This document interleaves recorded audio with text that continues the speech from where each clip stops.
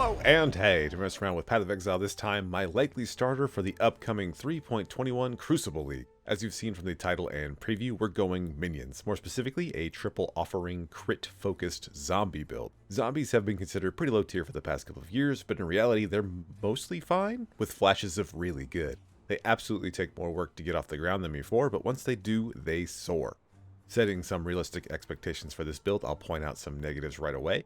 It will be rough if you try to play zombies as main damage during the campaign, like before Act 9, as I will be leveling Popcorn SRS. It is worse than SRS if you're looking for the best minion builds. This is objectively not that, and you will not have enough defenses for uber bosses. You can beat them, but this build was not made with those fights in mind. But there are some positives, basically never have to resummon and never lost my cheap animate guardian. Can be as active or passive as you wish. There's likely always a button you could be pushing, but the build never requires you to do so. The build is very modular, and none of the upgrades are vastly more expensive than each other, and is the classic millions upon millions of DPS for a handful of divines. So, let's dive right into the specifics. Ascendancy wise, I'm going Necromancer, though you could certainly make the case for a number of choices. I'm choosing Necro because I want to play minions throughout, and later on the Ascendancy fills in a lot of gaps, such as skill effect duration, because the belt we are using, and I'll fully get into items later, the Leash of Oblation is the means by which we are able to have more than one offering at a time. It comes with a downside of 50% reduced duration of offerings, so being able to nullify that downside is critical to our goal of 100% offering uptime. Commander of Darkness also makes early itemization easier by giving 30% Ellie res to not just us, but our nearby minions as well, patching their early survivabilities, somewhat. And now that Molten Shell has been nerfed, it doesn't feel quite as ridiculous to opt for the Bone Armor skill, which still only blocks a mere 2200 damage, but does so without occupying a precious gem socket.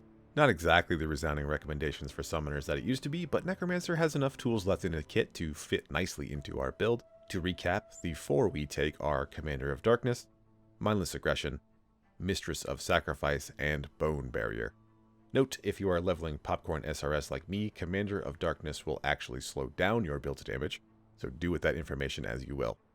For the skill tree, you can go a few different options, and no clusters are required for any. What you are seeing now, I would definitely deem the damage tree, as it basically only grabs minion and life nodes, with the only odd things you might notice being the hybrid life ES clusters, which are useful for Eldritch Battery, so that we can cast our third 50% aura supported by a Divine Blessing. I'll leave this on screen a bit longer. I'd recommend waiting to switch to zombies until after you have a trigger wand, so the order of the skill tree is more about what you use to level up to that point, such as if you wanted to try the new Vol Absolution or Vol Dominating Blow. Another option which I have run before is a Spell Suppression Evasion variant. This may be useful if the Crucible encounters are as scary as GGG claims, and more fitted to Ubers, though still not recommended for Uber bosses. It is more survivable at the cost of damage, but looking at the defensive numbers, we're still nowhere near quote-unquote tanky. It's much harder to give up more damage for meaningfully more defensive stats and feels a bit like diminishing returns from this point, though I welcome you to adapt as you see fit.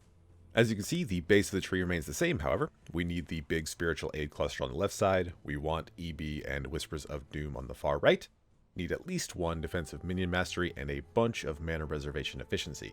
Everything else is pretty spread out. Obviously each tree won't quite have the same armor pieces, thus I will have separate POBs for ease. I know item sets exist, it's just easier to load up my two characters into their own link and provide each.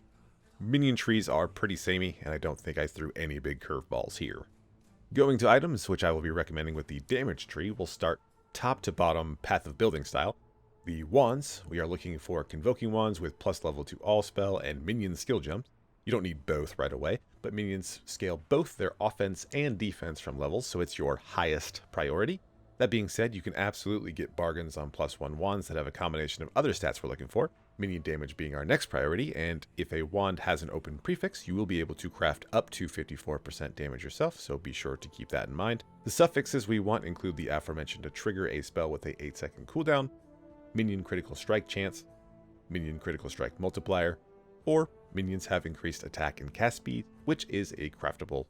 A couple of decent tier suffixes can more than make up for not having a +2 wand, allowing you to sink your currency into other parts of your build, and with Crucible weapon trees, this will probably be the recommended route. Stick with your +1 wands until you can find an awesome base and just craft the +2 yourself.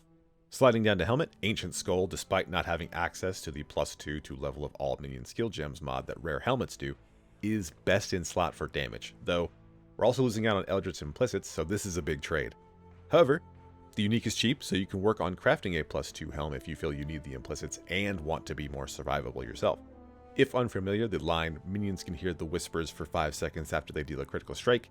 It makes it so your minions get a massive 50% increased attack speed and increased damage at the cost of taking 20% of their maximum life as chaos damage per second. They can't be brought back to you with Convocation, nor will they go to your predator target. They will instead enter an aggressive like state where they just throw hands at whatever's closest, working excellent for single targets, sticking to them while you run around like a chicken with your head cut off. For body armor, I've chosen Diala's Malefaction. It is generically good, can be corrupted to give us +4 on our main link, and will be giving us 60% increased damage from all the additional gem quality. Although, because it is both generic and a prime candidate for the new life mastery of giving you 15% increased maximum life if your body armor does not have a life mod, I expect it to be a more sought after item, thus more costly. The most costly item of the build, but it delivers on that cost. It's your 6 link. It's important. Until then, grab a serviceable 6 link that you can afford, just get some life and or resists.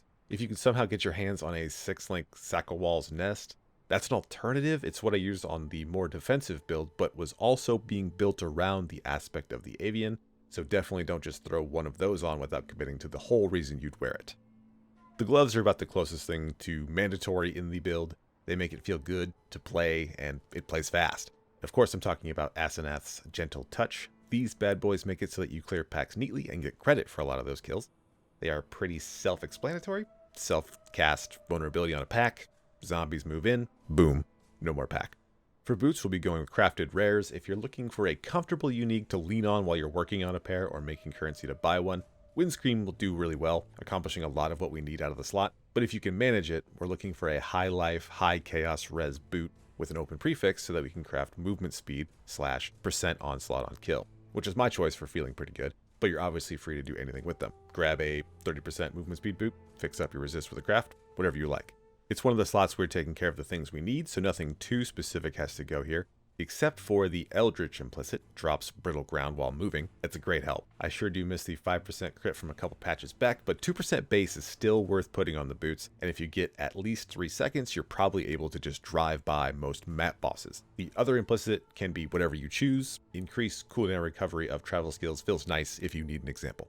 For an amulet, we would like a +1 level of all skill gems, and maybe eventually a Shaper Influence +1 zombies on the same item. But everything else, we are just patching up the holes in our resists, getting as big of a flat life roll as we can, that sort of thing. Anointing can be quite varied. If I'm showing you a specific amulet right now, it probably has Blood Drinker, which gives 10% increased maximum life and 2% of life on kill, and is really smooth to map with, but you may also consider Death Attunement, saving points with Fearsome Force or Melding, getting more mana reservation efficiency with Charisma, really anything works. As we get to rings, we're mostly covering for what we couldn't get on Amulet and Boots. High flat life is a must. One pretty much needs to be an unset ring. Even better if you can get plus to levels of socketed gems for it. But after that, any resist will do. The other ring should be used to get as much as you can out of a bone ring. Minion damage, resists, and high life roll for you. Movement speed is an underrated stat for minions, so don't be shy about trying your luck with Fear Essences. Again, just trying to cover resists and plug the gaps in your build's gear that it might have in other places. There's no sense shoving a bone ring in just yet if you're still not capped on resistance, things like that. For the belt, way back at the start of the video, I told you we were going to use Leash of Ablation. Nice and cheap at League start. You are giving up the ability to use Darkness Enthroned, which is going to be even better this league. But Leash is an easy way to get a lot of damage and defense for us and our minions. Offerings are incredibly strong, the divergent ones being what we will ultimately want, and while having the equivalent of 4 Ghastly Eyes with Darkness Enthroned is hard to shy away from, this is much more attainable, provides a lot of power itself, helps with attribute requirements, and is much cheaper, so it's the balanced value play. And when I say cheaper, I mean of the jewels you'd socket into the belt, and probably not the belt itself, even with Abyss changes. Going to flasks, Progenesis is just OP, so as like your last upgrade, if you want to spend the big bucks for it, go for it. You'll be pretty much immortal in maps if you're not standing on a bunch of on-death effects. It's comfy, not required. Bottle Faith is in that same realm. I personally don't feel like you need the extra damage from a flask slot, with our defenses being on the cusp of wet paper bag and all. I would, however, recommend a quartz, a quicksilver, and a granite. Determination plus granite means that you won't get rocked by any little physical hit, but nothing is required. You could opt for phasing on a jewel or anoint, but think quartz here is most appropriate, and as this is a mapping focus build, I pretty much always craft used when charges reach full onto every single utility flask. Down to the last of the gear, the jewels. Minion critical multiplier grand spectrums have been dirt cheap at the start of leagues. I know they had a big spike once everybody found out how good SRS actually was, but I imagine they'll still be manageable to get while everybody is doing their labs in the first couple days, though SRS will be a very popular starter. Definitely not something to wait on. And corrupting your own could be great. Obvious things like corrupted blood immunity or mana reservation efficiency are awesome, but even effective non-damaging ailments is a nice bump. There's a lot of good corruptions, so if they are cheap, take advantage while you can. All that without me saying what they do. 90% crit multi for your boys, which is 60% of a level 21 20 quality critical damage support. It's super nice. Not required though, just a number go up. Watcher's Eye mod to look out for are Chaos Resist while affected by Purity of Elements, Intimidated on hit, affected by Pride, or Fizz Reduction while affected by Determination. There's a lot of good ones, but Chaos Res is the priority, as if we're looking to buy a Watcher's Eye, you're nearing the end of progression anyway, so you can make the choice if you'd like to keep spending on this build, just an option. If you're using a Cluster Jewel, Vicious Bite is really the only notable we're after, but it's one of those that will almost always be on the back side of the jewel, so you'll need specific combinations to have it actually be used. And you can slot in a Fortress Covenant there as well. Another solid bit of damage and defense. Not required at all. Never too costly, but one of the later upgrades to be sure, with SRS potentially taking a lot of them. With the marathon of gear out of the way, let's take a look at the skills. Starting with our main link of Raise Zombie, Minion Damage, Multi-Strike, Brutality, Melee Physical Damage, and Summon Phantasm. Minion damage being the Awakened gem to get first, the extra level being the most useful of the Awakened upgrades. Awakened Multi-Strike is way too expensive for the scope of this build, but both Awakened Brutality and Melee Physical Damage are great, normally reasonably priced upgrades to work with, while Summon Phantasm doubles as both a great additional source of damage and as health potions for our other summons when they are replaced. I've played around with other support gems, most recently Melee Splash because the damage is so high. It does make certain packs / situations like Harbinger or Harvest feel a little snappier, but overall probably not worth swapping out. Always use what you like best, random example being Predator being an excellent single target DPS increase, but being an extra button, you can play it by ear. For support summons, we have Vol Summon Skeletons and Raise Spectres, supported by Maim and Feeding Frenzy. Summon Skeletons also serve as great additional damage / health potions for other summons, and their dash while aggressive means you'll always have a maimed target and Feeding Frenzy up. For Spectres, you can use the Host Chieftain and Carnage Chieftain Charge Generation Monkeys, both found in Act 7 or Act 2 if you just want the Carnage. And the Demon Harpy from Beyond, a great place to get that is from Global 6666, and I'll suggest to tip whomever you get it from and share it with a couple people after. Really keep that chain going, keep it smooth for everybody. There are a bevy of support Spectres, however. These are straightforward. If you'd like to experiment with not using one but two of another or anything else, I'm sure you'd have success with anything. The last support minion is Animate Guardian, and in terms of its items, it's very straightforward. Leer Cast for the helmet, Dying Breath for the weapon. Whatever you want after that. I used a Carcass Jack for AoE, Southbound Gloves for HP, and a pair of Wake of Destruction boots to have some shot ground kicking around on the off chance our enemy walked over it.